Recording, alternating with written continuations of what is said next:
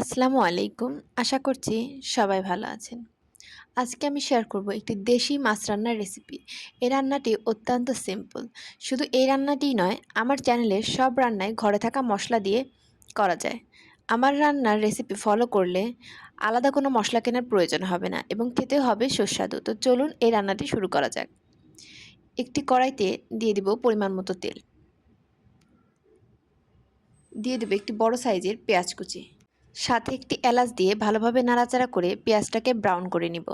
পেঁয়াজটা ব্রাউন হয়ে গেলে দিয়ে দিব হাফ চামচ জিরা। জিরা দিয়ে একটু নাড়াচাড়া করে উঠিয়ে নিব। পেঁয়াজটা একদম পোড়ানো যাবে না, এটাকে আমরা পরবর্তীতে ব্যবহার করব।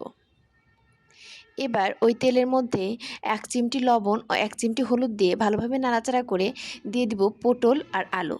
আমি এখানে 4টি পটল কেটে নিয়েছি ও একটি আলু কেটে নিয়েছি। আপনারা আপনাদের পছন্দ মতো যে কোনো সবজি দিতে পারেন। এবার পটল আর আলুটা ভালোভাবে ভেজে উঠিয়ে নেব। এভাবে সবজি ভেজে রান্না করলে খুবই মজাদার হয়। এবার তেলের মধ্যে দিয়ে দিব 2.5 চামচ পেঁয়াজ বাটা,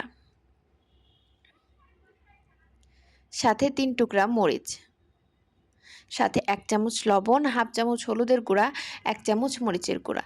ঝালটা আপনারা আপনাদের পরিমাণ মতো ব্যবহার করবেন। সাথে দিয়ে দিব সামান্য পানি মশলাটা কষানোর জন্য। মশলাটা কষানো হয়ে গেলে দিয়ে দেব ভেজে রাখা আলু ও পটল। দিয়ে ভালোভাবে নাড়াচাড়া করে ঢাকা চাপা দিয়ে রাখবো। বারবার নাড়াচাড়া করে পটল আর আলুটাকে ভালোভাবে কষিয়ে নেব। এরপরে দিয়ে দেব সুদূর পাবনা জেলা হইতে আগত অনেক অনেক ছোট মাছ। জাস্ট কিডিং, আমি এখানে শিং মাছ, বাইম মাছ, কই মাছ ও ট্যাংরা মাছ দিয়ে দিয়েছি। দিয়ে ভালোভাবে নাড়াচাড়া করব। নাড়াচাড়া করে সামান্য একটু পানি দিয়ে দিব এটাকে ভালোভাবে কষানোর জন্য। পানি দিয়ে ভালোভাবে নাড়াচাড়া করে এটাকে কষিয়ে নিব। ঢাকা চাপা দিয়ে বারবার নাড়াচাড়া করতে হবে। মাছগুলো যদি কড়াইয়ের সাথে লেগে যায় তাহলে মাছগুলো দেখতে খারাপ হয়ে যাবে। ভালোভাবে নাড়াচাড়া করে একদম কষিয়ে নিতে হবে। যখন মাছ এবং মশলা থেকে তেল তেল ভেসে উঠবে তখন এর মধ্যে দিয়ে দিব পানি। আমি এখানে ছোট গ্লাসের 1.5 গ্লাস পানি দিয়ে দিচ্ছি। পানি দিয়ে ভালোভাবে নাড়াচাড়া করে এটাকে ফুটতে দিব।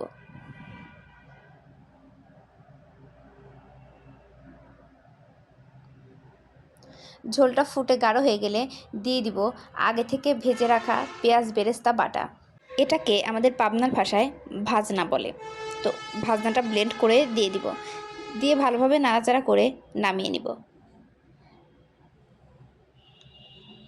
নামিয়ে নিলেই রেডি একটি সুস্বাদু মাছ রান্নার রেসিপি। এটি রান্না করতে অনেক কম সময় লাগবে। বাসায় অবশ্যই একবার ট্রাই করবেন। আর এই ভিডিওটি যদি ভালো লেগে থাকে তাহলে লাইক, কমেন্ট এবং শেয়ার করবেন। আল্লাহ হাফেজ সবাইকে।